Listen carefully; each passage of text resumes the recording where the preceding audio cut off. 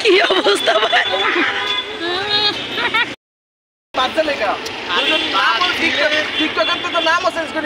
হুমায়ুনের কথা কইতেছ বাইরে খায় হুমায়ুন বাইরে খায় বিতে খায় এই নিয়ে ঝামেলা পরে এমন বাইরে কি খায়